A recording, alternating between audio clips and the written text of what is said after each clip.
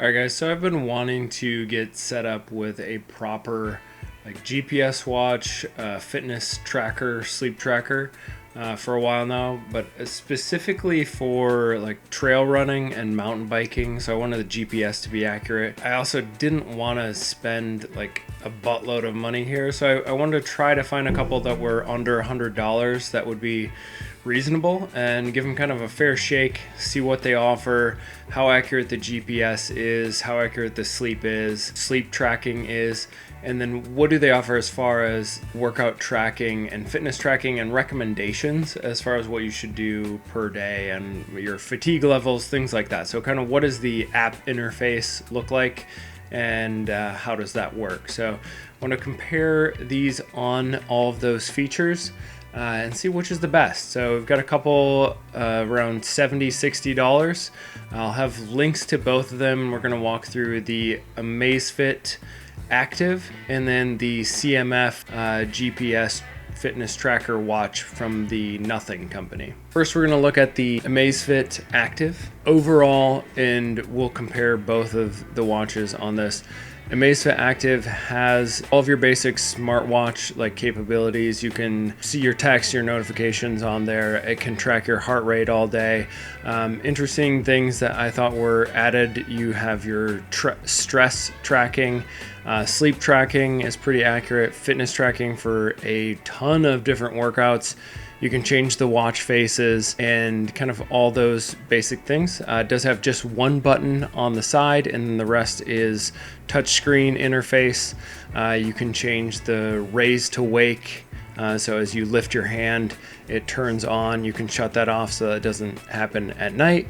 And so all your basic things I would say I had come to expect from fitness trackers, you have on the Amazfit Active. The GPS, it loads pretty quickly. Typically, I would say less than 30 seconds, probably less than 10 seconds if you're standing outside.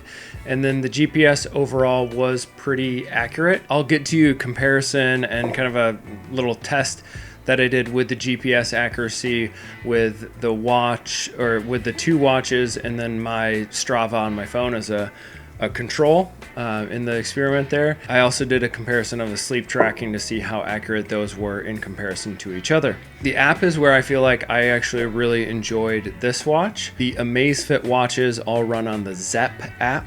Now within this app, you can see on the main page, basically you can customize it, but typically I have on there my sleep score on one side, and then the readiness or PAI, which is basically heart fitness points, which basically functions as if you exercise more, you get more of those points. And then on the other side, I've always put my exertion levels or exertion target. And what's cool about that whole interface is that it doesn't just take your steps, your workout. It doesn't just track things and your sleep. It kind of puts them all together. Now, I would say take everything with a grain of salt because you don't know exactly what their algorithms are, but it will give you a readiness score, and then that's based on how much have you worked out, how much sleep did you get, and what other metrics that they're tracking. Now, overall, what they're tracking on the smartwatch is not completely out of the ordinary, but it is stuff like you'll have your VO2 max from workouts, you'll have your sleep time, you'll have your stress, your heart rate. You'll also have skin temperature measurements with the Amazfit Active. You'll also have your PO2 or your dissolved oxygen levels. Overall, I would say compiling all that data is interesting, but actually having an algorithm that takes it and puts it into something kind of more tangible is kind of cool. And it also kind of gamifies things. So that's a huge plus in my opinion with the Amazfit watches, is that you can do that and basically have it say, hey, you should try this today, because then it motivates me personally a little more to try to do more on that day. Okay, next we have the CMF watch. It's very similar packaging actually, but the interesting, just right off the bat, you can tell it's a circular watch face, so it is a little bit different. The band is not a rubberized band, it's more of like a composite leather type band. I've had that on other watches, works pretty fine, but does wear out faster than a rubber band. or rubber silicone kind of based type of material band. I like the appearance of the watch overall. There are more watch faces. It's like hundreds of watch faces with the CMF. And then CMF is powered by a brand called Nothing, which actually I felt was a little confusing. I was like, what is this? It's Nothing. They track almost all the same metrics. So if you're looking in the app or on the watch, you're going to have your dissolved oxygen levels, your heart rate, your stress. I did feel like it checked stress monitor more often. And then the interesting thing with that, more often than the Amazfit Active, but the interesting thing with that is like, I don't know if they all have a 0 to 100 scale.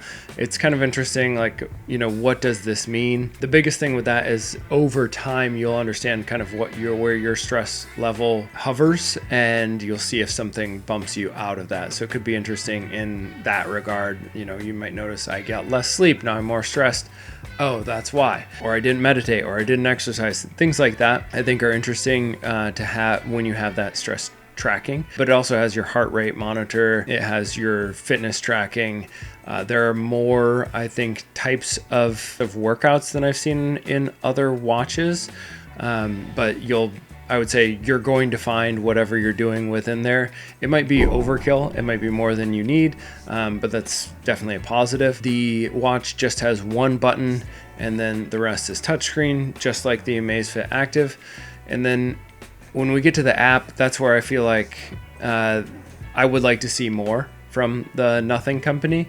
Is it has everything tracked. It has a pretty nice interface, like you can find everything, you can customize it, but it doesn't have any sort of recommendations really that like gamify it enough in my mind, where I'm not getting like a prescribed, like you should do this today, or more insights into, that's the word I'm looking for, insights into what things mean and what you should do from them. That's what I would like to see more, is like readiness score, and it's, you know, a recommended workout for the day. And that does not have to be like fitness trainer level workout, just you should probably do 30 minutes of exercise at 120 heart rate today, something like that, where it just tells you, hey, you should work out today for 20 minutes, medium intensity, and based on your sleep and your workout yesterday, that would be the best prescribed workout for you.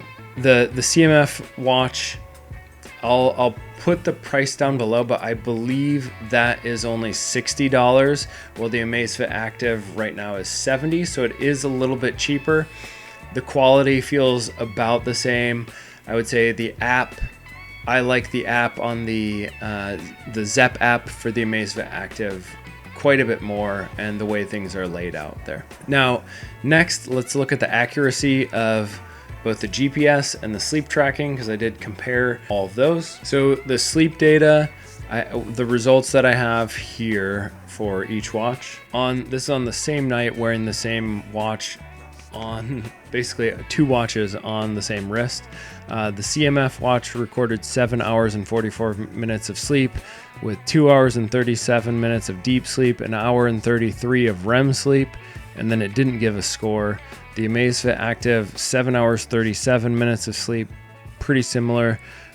51 minutes of deep sleep and 33 minutes of REM sleep.